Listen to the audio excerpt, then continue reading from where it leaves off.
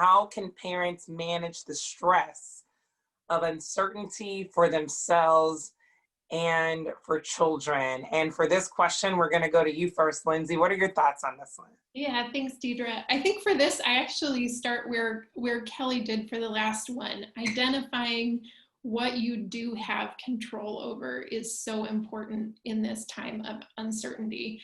We don't have control over other people's behavior. We don't have control over how the virus reacts, but we can create structures and rituals within our own homes. Coming at this from a faith perspective, spiritual health isn't the same as mental health, but it can help support it. So if you are a person of faith, you might create rituals at home that involve prayer, music, reading sacred stories or any stories, breathing and meditation practices, maybe a gratitude practice where you're going for a walk around the block and noticing the things that you're grateful for together, taking that special time to connect and notice. And I think maybe another thing that could be part of that ritual is just acknowledging that every day we are learning how to do new things and learning how to do old things in new ways. And that's hard, but we can celebrate every time we learn to do the new thing. And just acknowledging that and celebrating that, I think, can be a ritual that can lift us up instead of feeling the weight of all those new things we have to learn how to do. And Dr. Hill, I can imagine that a lot of this stress comes from, fear of making a mistake, fear of not being able to meet the mark or the expectation. How do people deal with that? How do they give themselves grace during this time, especially when maybe the employers aren't giving them grace? Right. And that's, what I was thinking with this question is flexibility. And that flexibility is really for ourselves too, to give ourselves permission that this really isn't the time to try to excel, to our highest goals that we have, whether that's with family or work or, whatever personal goals. This is the time to focus on what we need to do, again, kind of back to the basics again, but being flexible with all the change that's happening and knowing that is going to be stressful for us. And because of that, it's even more important to take care of ourselves. But I think also an important part of this question is being open, which does make us be vulnerable, which is kind of scary for some people.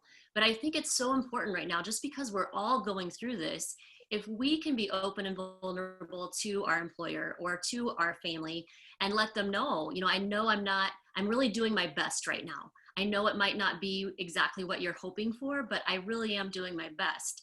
And, letting them know. So I know I sometimes get interrupted. Fortunately, it's not much because my kids are a little more independent, they're a little bit older now, but, I can imagine for people with younger children, there are going to be more interruptions. So I think being open about that and letting people know, listen, I have, children that I'm trying to do school with too at the same time. So sometimes I might get interrupted. I try to keep that, to a minimum, but I'm just letting you know, just in case that happens, giving people a heads up first and being open about that. And I found that people are extremely understanding with that because it's happening to them too, most likely.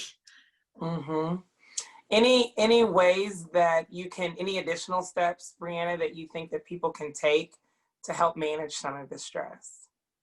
Sure. I think, self-awareness is a really, really big thing right now. And just being aware of your surroundings, of how you feel, what might be triggering some of those things. Uncertainty is the world we live in right now. I think we've always lived in uncertainty, though. A lot of folks, what are my kids going to do? Are they going to be successful? We still have all of those same uncertain facts that you hope will fall into place, but we just have the added uncertainty of what this world's going to look like in a week, in 2 weeks, in a month, and so on. And so one of the biggest self-awareness tools or things that you can do is be aware that uncertainty does not have to equal fear. Uncertainty is just not knowing what the future holds or what the next day holds. whereas fear is the response to it. And with fear, we start to create bad behaviors. We start to impose our beliefs on others because we are trying to take back that control. And Kelli's right on. We do need to take control of the things we can control, but that doesn't mean we have to act out of fear or out of anger towards what's going on in the world, or out of, we don't have to act out of feelings. We need to act with logic. And so once you understand that the uncertainty is present, increasing your communication skills, recognizing that we can't control whether ourselves or our child may or may not be sick this fall.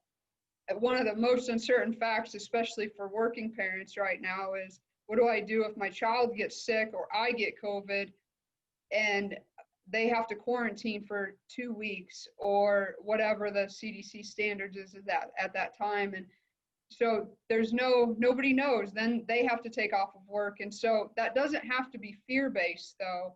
If you're able to create plans, routine, have mostly those plans in place, though, having talked with your employer, having talked with teachers, what does this look like if my child is ill? Hopefully they're quite understanding and allow time for recovery, but also what's the transition plan when they start to feel better and are still within that quarantine period. So using self-awareness to understand what your triggers are. If you're watching the news excessively and you know that after watching the 5 o'clock news every day, you're angry and irritable, understanding that might be your trigger, and maybe it's best if we turn that off, or you watch it or read about it so that you can control what information you're getting. Maybe you have a preferred news source or a preferred writer. You can control what information you're taking in. You can control how much of it you're taking in. So finding little ways to tweak whatever is creating those feelings within you is really, really important as we continue through all of this uncertainty. How do we identify if we're being triggered? Is it uncharacteristic responses to things? Like, how do we know that something's wrong, something needs to be adjusted? Yeah, that's a really good question, Deidre. Sometimes you'll hear, one of the most primary ways of identifying that is a friend or family member or colleague might ask you once or twice or a little more often, are you okay? Is there something bothering you? And most of the time, our normal response is, yeah, I'm fine. What's up? But in reality, if we have multiple people approaching us saying that, then there may be a greater problem. If our kids start misbehaving a little bit more. Kids are often a first line response to how the parents are responding to whatever's going on in their life. So when your kids increase from or change their behavior from whatever they might be used to, it's important to check in with them and find out what's creating that behavior. Is it something that is in their environment at school, or is it something at home that you can control? And then also just taking that time, as we've all discussed earlier in this panel, to give yourself that moment, give yourself that opportunity to have space around you to be able to take in your own feelings, your own needs, and really address that self-care portion so that you can just take that deep breath or take that walk or that fresh air and just decompress whatever's going on in your mind. And that's kind of how you can find out if you have some of those triggers. But like I said, friends, family, and coworkers are probably your most important source of information when it comes to that. Lindsey, I want you to get in on this one before we move to the next one. Yeah, I mean, I echo a lot of what Breanna is saying. I think knowing yourself, knowing those triggers, paying attention to how you feel and how the people around you are responding to you, all of that is so important. And I do think right now putting parameters or structures around our news intake is, do you turn the news on first thing in the morning, or is there a morning playlist that helps you roll into your day in a different way? Are you watching the 5 o'clock news, or are you watching news right before you go to bed at night? I think putting some parameters around that so that we can unplug a little bit so that we can fill back up is just so important. Sounds like there needs to be some balance, right? Because I think so many folks feel obligated to know what's going on in the world, to know what's going on in their community.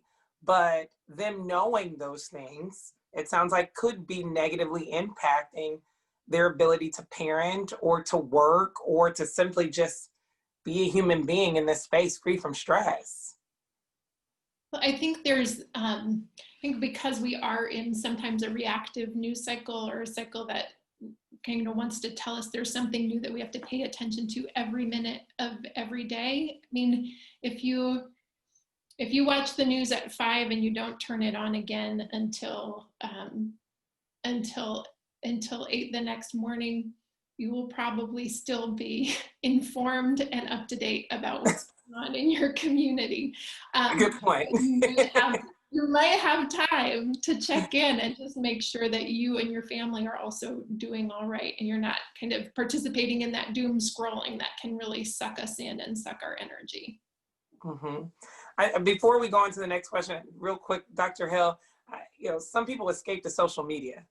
And I just want to talk really quickly about how the impact of social media might have something to do with people's ability to, be sound mentally in the space. That's a really good point, because even pre-pandemic, there was a lot of research coming out that was showing, especially with adolescents, that was showing, higher rates of anxiety, higher rates of depression when they were actively, when they were too active on social media. So we already knew that. And so now in the pandemic, when I think people are, especially teenagers and young adults probably are getting more on social media than ever before, it raises those rates, right? They're not having as much social connection that they're used to, that they need. They're not getting outside as much. They're not, a lot of the things that we need that they're not doing, that they're supplementing with social media, that's just skyrocketing some of those issues. So I think it is important, and especially if you get your, a lot of people get their news sources from the social media sites too. And so just being bombarded all the time. So I think being able to set that boundary for yourself too, or helping your children to do that, to really limit the times that you are on social media and limit what you're doing on there so that you can just have a better balance for yourself.